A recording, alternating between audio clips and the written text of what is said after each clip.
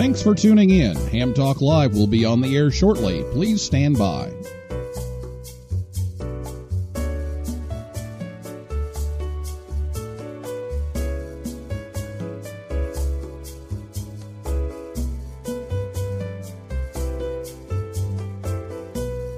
Thanks for tuning in. Ham Talk Live will be on the air shortly. Please stand by.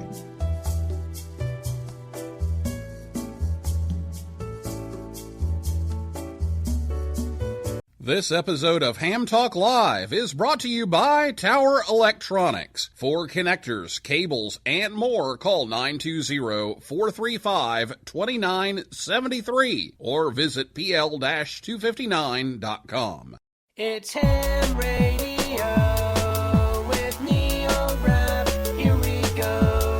Welcome to Ham Talk Live. Call in, let's talk. Neil's your guy. Ham Talk Live. Here we go on Ham Talk Radio.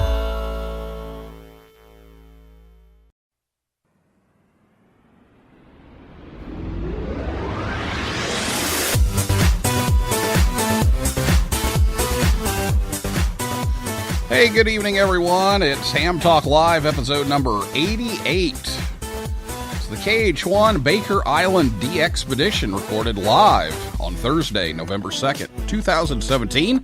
I'm your host, Neil Rapp, WB9VPG. Thanks for tuning in to this episode of Ham Talk Live. Tonight, we're joined by Don Greenbaum, N1DG, and we'll take your calls live in just a few minutes. Last week here on the big show, Ward Silver N0AX was here to talk about the new 2018 ARRL handbook. And so if you missed that, you can check it out at hamtalklive.com. Or if you have one of those podcast apps, you can find us on those. We're on Apple Podcasts, Stitcher, iHeart Podcasts, Google Play, TuneIn, and SoundCloud. And there's a bunch of others that get us too, so from those. So check out your favorite podcasting app, and you'll find us there. And we're also over on YouTube, so you can check us out there. So be thinking of some questions here for Don on the DXpedition to Baker Island. And let me go ahead and give you the phone number. We're not ready for your calls just yet, but we will be after we talk to Don for a little bit. But the phone number that you're going to want to call is 812-NET-HAM-1, 812-638-4261. You can also call us on Skype. We're Ham Talk Live on Skype. And we're also Ham Talk Live on Twitter, so if you want to tweet to us, you can tweet as well. And so it's always more fun when you, the listener, are interacting with us. So we'd love to hear from you a little later on here this evening. And you can catch the show every Thursday night at 9 p.m. Eastern Time right here at hamtalklive.com. And we're also on Facebook, Twitter, and Instagram. You can find some stuff about the show there as well. Well, our guest tonight is Don Greenbaum, N1DG. He was licensed in 1962. He's operated from several remote locations and has been the pilot, webmaster, and QSL manager for several DXpeditions. He's a member of ARRL, DDXA, and YCCC, and he's the treasurer of the NCDXF, the Northern California DX Foundation, and one of the founders of CWI. And Don resides in Duxbury, Massachusetts, and is a 2006 inductee into the CQDX Hall of Fame. So, Don, welcome to Ham Talk Live this evening. Well, thank you very much, Neil, and it's an honor to be on your show. Well, thanks. We're always excited about these DXpeditions and getting those in the logbook. So we want to learn all we can about those. And so tell us a little bit about yours. The latest one on your plate is Baker Island. So tell us about the island, where it is, and a little bit about it, and when you're looking to go and activate the island. Okay, well, Baker Island is part of the Fish and Wildlife Service refuge. It's pretty close to the equator. It's only at 4 degrees north, and it's practically on the date line out in the Pacific. It's the last place you can go on for today. Midway, of course, being on the other side of it. We're going in June. We leave Pongo Pongo around the 22nd of June of 2018. It's a 3-day sail, powerboat. We will get there in approximately 3 days, depending on the waves and the weather. We should be on the island and operating around the 25th of the month. We're allowed at the refuge for 14 days, 1 day setup, 12 days operating, and 1 day teardown, and it should all wrap up around the 10th of July. If we get there late, we operate late. If we get there early, we go home early. Okay. Baker Island is tropical. It's equatorial, so there's very little rain. The average temperature during the day is about 125 degrees. So we'll bring lots of water. Oh, I would hope. Yeah, that's hot. So, do you have any kind of cover on the island to help with that, or is it just pretty much wide open? There are no trees on the island. There's some low scrub. We're putting up tents. We'll have tarps below the tents on the coral, which will only be able to flatten out. The tents, of course, will have sides that roll up during the day, or will bake in the tents, and we'll try to build little berms to somehow keep out the crabs, which are notorious on Baker Refuge. Okay. So we'll have shelter from the sun, which is constant. Okay, very good. And I was digging around a little bit. There's an old abandoned lighthouse on the island. Is that right? Yeah, it's only about 24 feet tall. Back in the 1930s, they tried to colonize it. The island was discovered by Captain Folger of Nantucket. He was on a whaling ship, and it had been visited several times by whalers, including a Captain Baker, who decided to name it after himself, which was sort of interesting. So, like most of the islands out there in the 1800s, they established some guano mining operations, and then in the 1930s, somebody actually tried to colonize it. That's when the lighthouse was built. During the war, of course, they built a landing strip, and all that's falling apart and can't be used. Okay, well, sounds like out in the middle of nowhere, as we were discussing before the show. So who's going to be going on the DXpedition with you? So we're allowed 11 people on the island, plus a fish and wildlife monitor.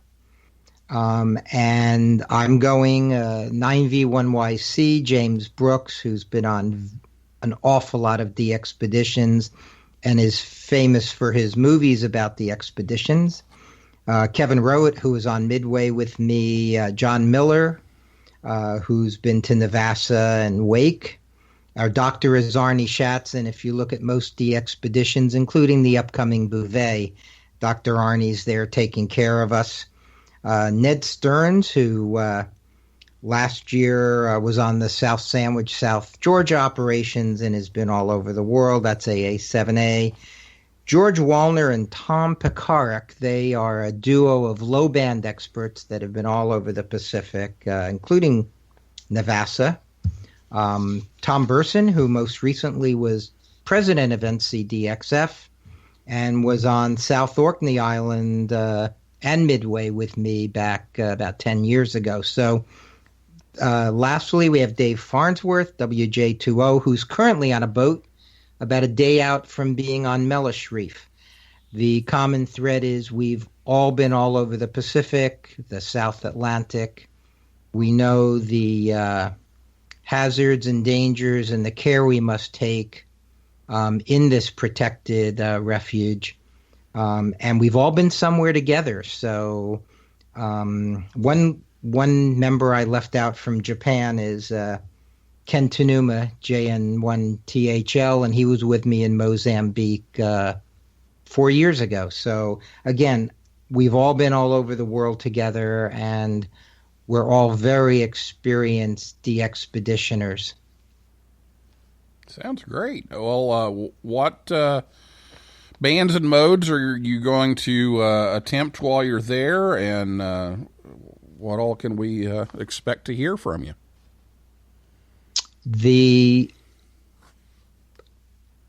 We'll be on all bands. We'll be the first operation from Baker to also be on 60 meters. So we'll cover 6 meters right up through 160, CW sideband, data modes, and we are currently working with K1JT on a DXpedition mode of FT8.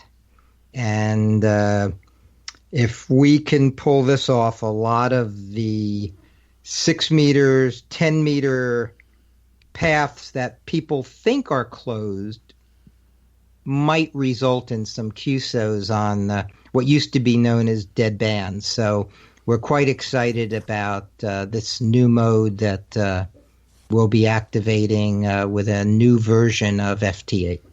Oh, wow. And FT8's spreading like wildfire right now. So that's exciting. Okay. And given that Sean was pushing for satellite operation, I have to ask this. Any satellite operation? Absolutely. We're taking a vertically polarized 6-meter beam. We are only allowed vertical antennas. We're doing some engineering, so we have vertical beams on most bands.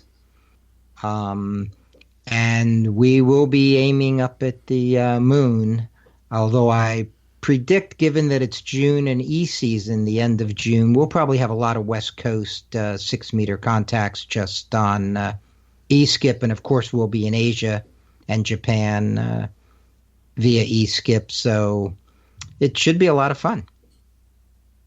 All right. Well, let's talk a little bit about supporting this, because these DXpeditions are never cheap. So how can people support this, and what methods can they use to do that, and how's the fundraising coming along? So any large, faraway place requires a lot of money because it's a long sail from anywhere. All your equipment has to be frozen, has to be purchased new.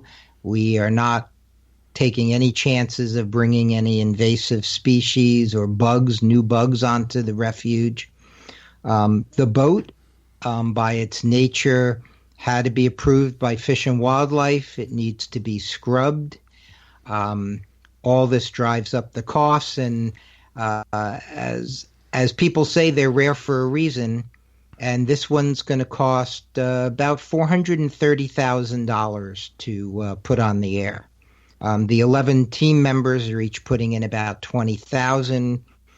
So $220,000, or roughly half of the cost of this, is coming from the team members, and that doesn't even include the cost of flying to Pongo Pongo and home, and buying all new clothes. So it leaves about $210,000 that we have to raise from the ham radio community. And we're doing that by public media like the Facebook page. We're doing that with mailings to every DX club. We've applied to foundations. We hope to make lots of queues, so when people work us and request a QSL card, they put in a little tip for our good efforts. And we have just started the fundraising because we only got permission to go a couple of months ago, and then we had to negotiate with the Fish and Wildlife Service on the actual operating conditions and finding a boat. We've already put down 2 deposits on the boat already, so we're about $75,000 committed to our vessel, which is the Naya. It's based in Fiji, so it has to sail 3 or 4 days to Pongo Pongo, where it has all the scrubbing, and the charter for the boat doesn't even include the scrubbing costs that the Fish and Wildlife Service requires. So if you're hearing this, go to our webpage, baker2018.net, click on the PayPal button, and help us bring you this new one. Baker Island is currently number 4 on the wanted list, and it's going to be number 3 on the wanted list after the folks going to Beauvais get done. So they don't get much rarer than this. Okay. Well, yeah, make sure you check out the website with all the information there, and donate to it, because it's going to be quite a trip and quite an expense. And while we're speaking of sponsorships and expenses and things, I know you let me know just this afternoon that you've got a big announcement to make about the trip. So why don't you go ahead and do that?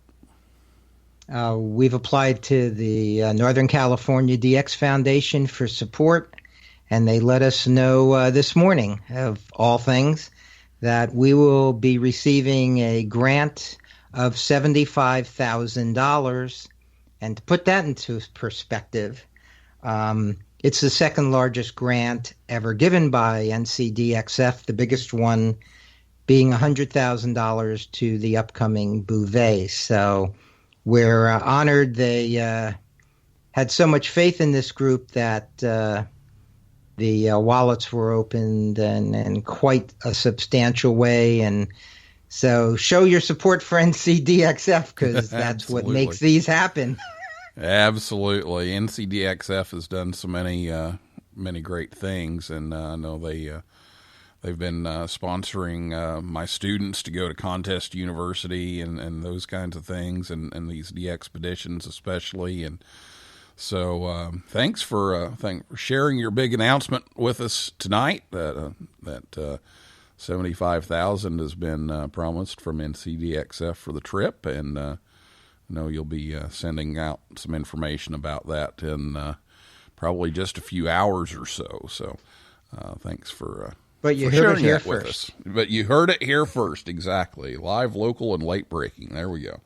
So thanks for getting that in there. We appreciate it, and we appreciate all that you've done to get this trip going and get all the equipment together and all the negotiations and everything. And so we'll talk a little bit more about that, and give you a chance to call in with some questions. We've already got several on Twitter, so we'll get to as many of those as we can, and we'll take your phone calls next with Don right after this word from Tower Electronics here on Ham Talk Live. This episode of Ham Talk Live is brought to you in part by Tower Electronics. Tower Electronics has been the Ham's Dime store since 1978. When you need connectors, mobile and handheld antennas, cables, or adapters, visit Scott or Jill at a Hamfest near you. Or you can order online at pl-259.com or call 920-435-2973. Stock up on those supplies like PL259 and N connectors,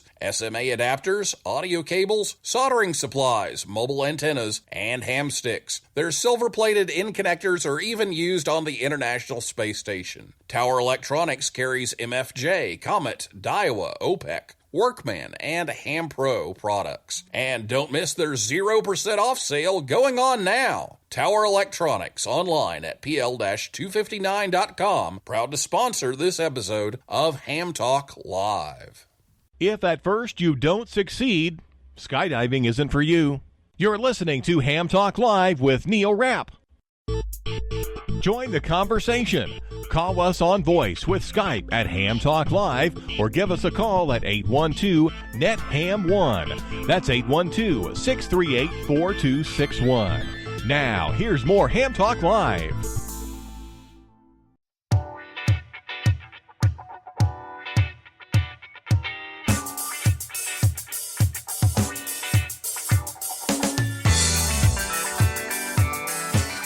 Hey, thanks to Scott and Jill over at Tower Electronics for sponsoring the show once again tonight to help bring you Ham Talk Live. Hey, tomorrow, Friday, they'll be at Lawrenceville, Georgia for the whole weekend, Friday, Saturday, and Sunday. So check them out there if you're in the area. November 10th and 11th, Montgomery, Alabama, and then November 18th and 19th up in Fort Wayne, Indiana. And if you can't get to any of those locations, all you got to do is give them a call at 920-435-2973 or visit them online. PL-259.com is where you'll find them, and tell them you heard it on Ham Talk Live. And it's time for your calls now. So if you have a question for Don, why, give us a call. That phone number is 812-NET-HAM1, 812-638-4261, or you can Skype us at Ham Talk Live, or you can tweet us at Ham Talk Live as well.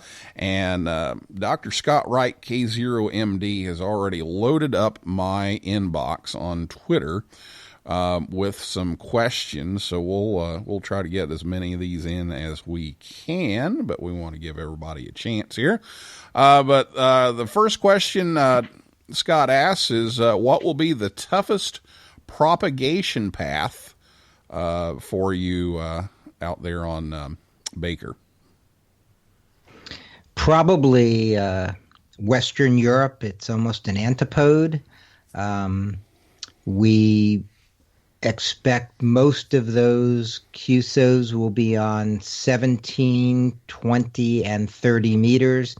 We don't see any propagation forecasts covering 160, 80, or 10 and 12 meters to Western Europe. The rest of the world, especially North America, even though it's June, should see pretty much 12, 15, and even some 160 activity, even to the East Coast, according to the propagation. Okay, so we'll see how that goes. And again, if you want to give us a call, you can do that. The phone number is 812-NET-HAM1, 812-638-4261. Go ahead and give us a call here, and we'll take your call as we're going through some of these questions and some of the things I've got here to discuss. Another thing that Dr. Scott Wright, K0MD, asks is, are you going to sacrifice RTTY for the FT8 mode? Is that going to be an either or is that going to be both? Absolutely not. FTA is being viewed as a poor propagation mode assist. I don't think we plan on FT8 on 20 meters, 30 meters, 17. Just because if we do FT8 and RTTY, there'll just be two people trying to log two different data modes on the same band. And the purpose of this trip is all time new ones. So we'd rather give everybody one queue than half as many people 20 queues. So FT8 will not be used on any band as RTTY. And mostly it will be used on the 6 meters, 10 meter bands. Okay, very good. And any chance at getting over to Howland while you're going? Our permit is specifically for Baker. It's the same DXCC entity, and Howland is off limits. We actually applied to go to Howland instead of Baker, but they didn't want any human activity there at this time. Okay, very good.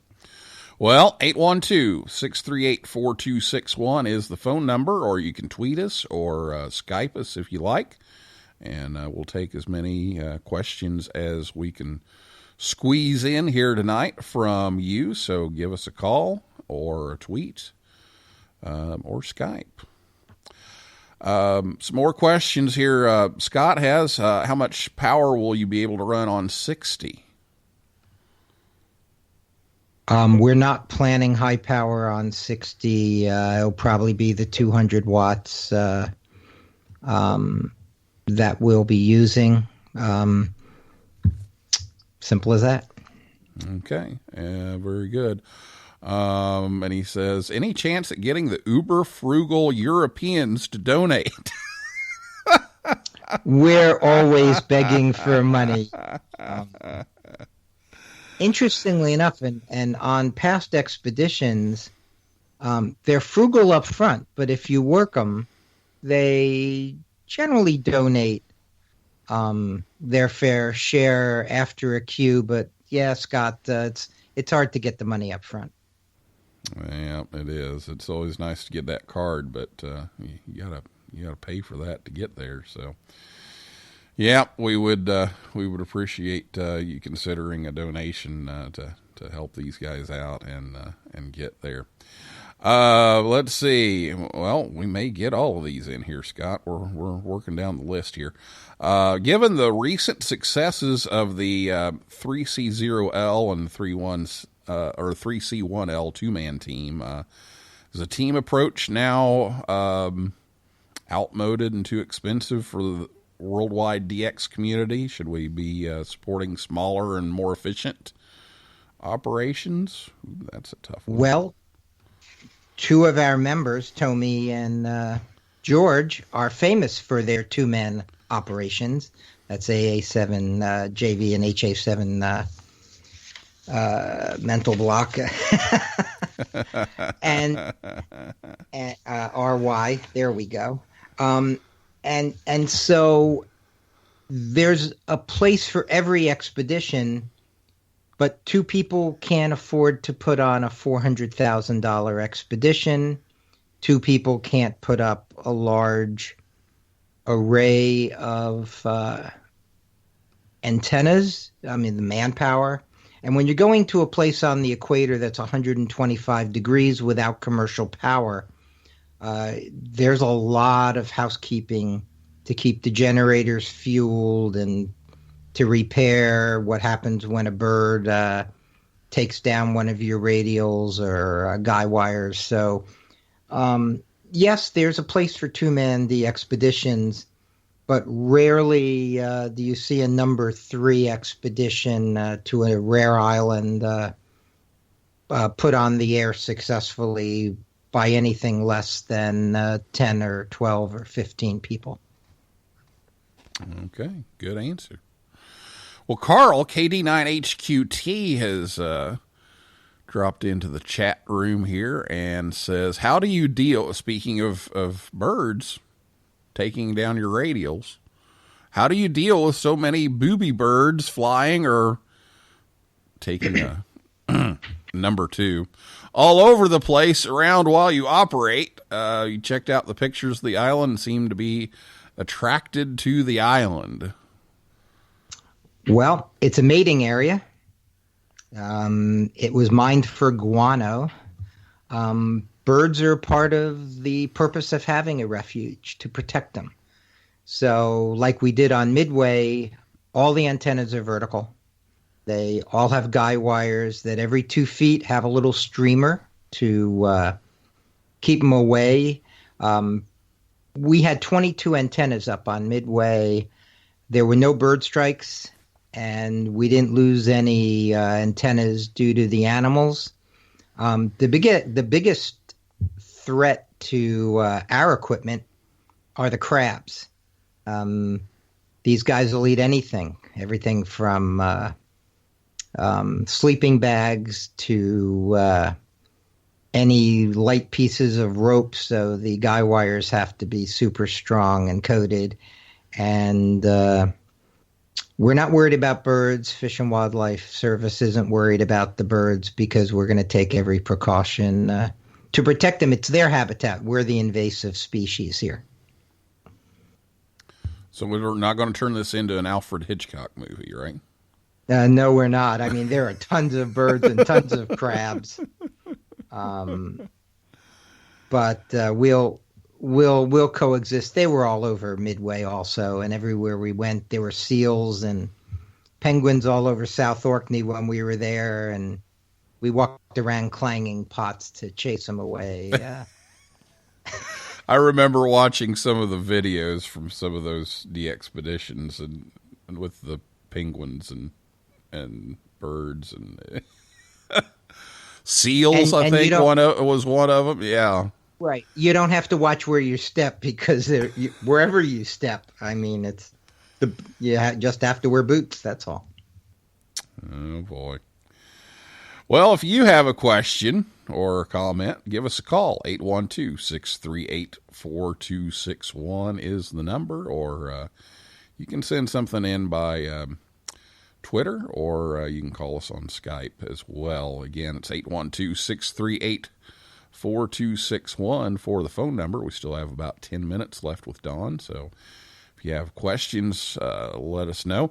We did have some questions about equipment, but you're still working that out, right? The radios are decided on. They'll be K3Ss, generously loaned to us by Elecraft. They're also giving us linears. The antennas will be some form of stepper verticals. We're still designing how to phase them and make arrays. And then DX Engineering is basically saying coax, filters, anything we need that we don't get from the other two sponsors, from antenna tuners and the like. They're going to bundle them up and send them to us. So when we get there, we are covering all bands and modes. Okay, very good. We've covered a lot of these. What are you going to be using for power without any kind of help there at all? We've found at other locations that smaller generators are quieter, easier to bring in over the reef, because Baker Island's surrounded by reefs, and while we were able to go right up to the shore on South Orkney with these large 6 kilowatt generators, we're going to go for the Honda or Briggs & Stratton 2 kilowatt models. Take more of them. They're more fuel efficient. And our power supplies will all be powered by 2,000 watt linears. We figure we'll need about 6 or 8 of them. Because of that reef, Fish and Wildlife, as part of the compatibility determination, has specified we have to bring 10 days of water, 10 days of fuel, 10 days of MREs in case the boat can't restock us while we're on the island. And so in addition to the power and the need for a 10-day supply, we're also going to be, when we arrive and get on the island to build our little city for 2 weeks, we'll be stocking it just in case they can't get back to us for a while. Always good to have that backup plan, that's for sure. 812-638-4261. We still have time for a couple of questions about the KH1 Baker Island DXpedition. So give us a call if you like, and let us know what you're wondering about it.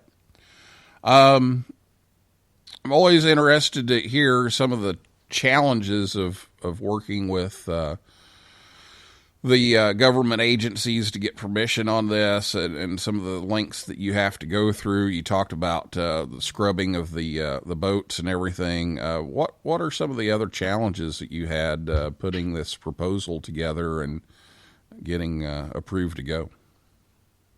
Well, the last operation allowed was 2002, so we'll be the first operation in 16 years to this environment.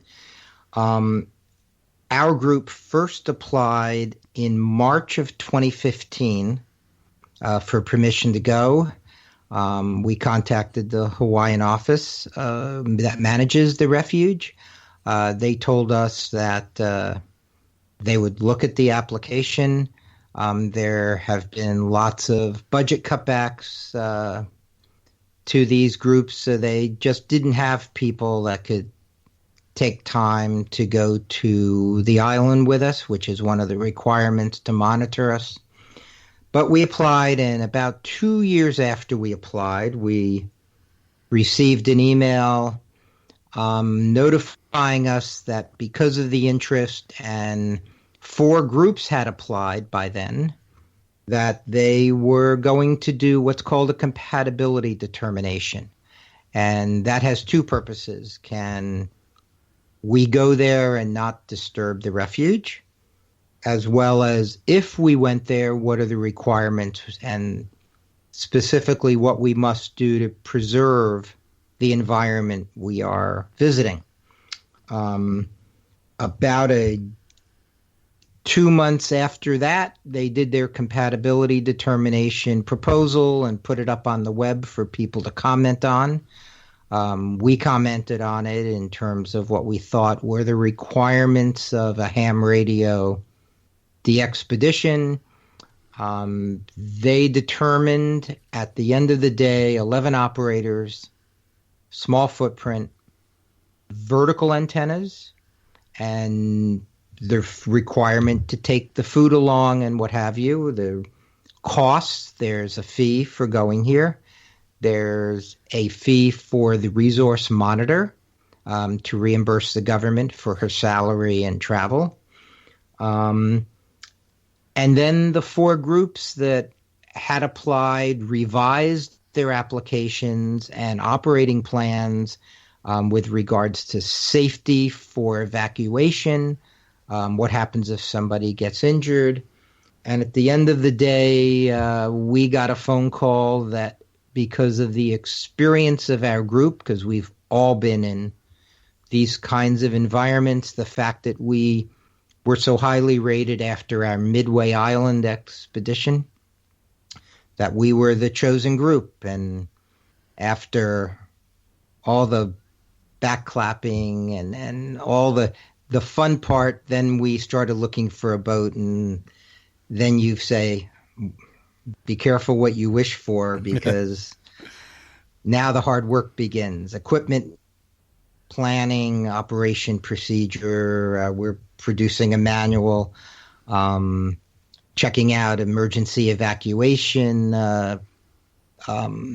companies that can airlift an injured member of the group, and the good old fundraising. $430,000 is a lot of money. And for a DXpedition, this is a pretty quick turnaround.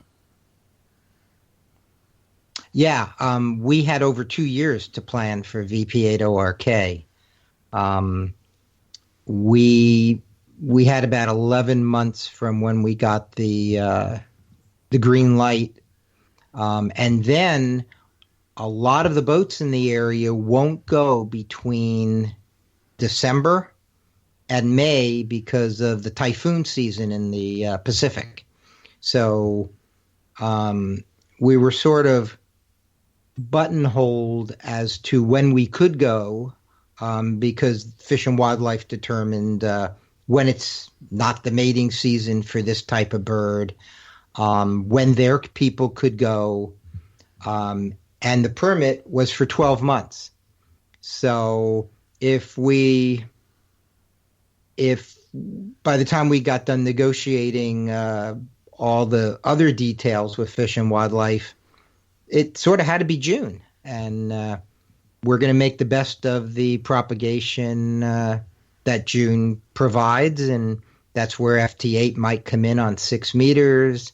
And while we do lose common darkness to some parts of the world in June, some of our members who have operated from the Pacific find that European propagation isn't all that bad in June to the middle of the Pacific. So And again, on the high bands like 17, 20, and 30. So we're looking forward to it. It should be fun. Yeah, sounds like a fun time, and we've got just a couple of minutes left. So let me ask you a little bit about your support team back at home, so to speak. You've got some people helping out with piloting everything and getting the word out on a lot of things, and your social media and website and things like that. So let's talk a little bit about the crew back here at home. Every successful DXpedition since Herd Island back in 1995, when ON4UN and I were the two pilots on that expedition, needs feedback, and you can't always get feedback from your on-the-air QSOs. So, every expedition will miss an opening. So we have AA1V being our chief pilot. He's assisted by Call, MM0NDX, NF4A, who was with us on Midway. All experienced DXers are feeding Don AA1V with info they get from various parts of the world. JA1HSX, who's done many Japanese stints as a pilot. They will all be feeding in, as V51A will be from Africa, what we've missed. In addition, Marty, our wonder boy of social media, will be taking care of Facebook, Twitter, press releases, to make sure everybody knows when we've actually started operating on the island, and feeding the audience, as Marty Lane likes to say. Now, you think Marty can feed the audience? You really think he can do that? He's a smorgasbord. Yeah, he will definitely do that, and he's been doing a fine job of promoting it so far. And that's how I found out about it first, was Marty on Facebook. So thanks to Marty for doing that, and all the pilots, and letting them know how things are going during the trip. So we're just about out of time, Don, but thank you so much for coming on and talking about all this. And now Marty's calling me a schmuck. So well, anyway. Well, that's not what I had in mind when I put him in charge of social media. Oh, my. Well, thank you so much for coming on, and we appreciate it, and we look forward to hearing you on the air from Baker Island in June. Neil, it's been a pleasure. Thanks for your time. All right, and remind us of the website again with the donate button. Baker2018.net. All right, very good.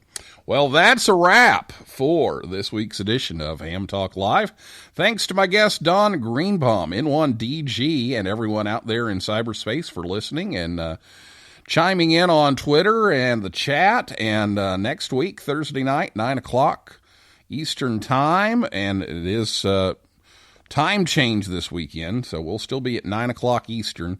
With the time change. Val Hotzfeld in V9L will be here to talk about the Puerto Rico disaster communications trip. So we look forward to hearing from her about all the events down in Puerto Rico. Been hearing a lot about that. So we'll have a chance to talk to Val next week. So for a list of all of our upcoming guests, go over to hamtalklive.com and click on the schedule link. And so for now, this is Neil Rapp, WB9VPG, saying 7375, and may the good DX be yours.